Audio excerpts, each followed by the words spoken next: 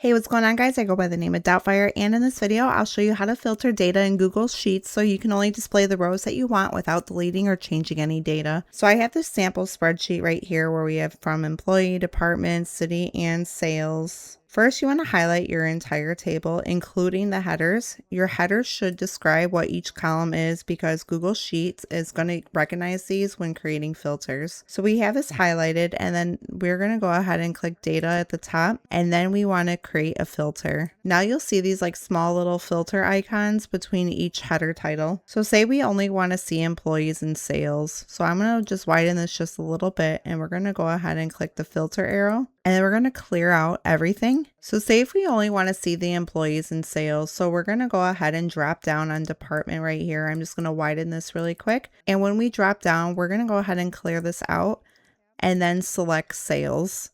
Then you want to go ahead and hit OK.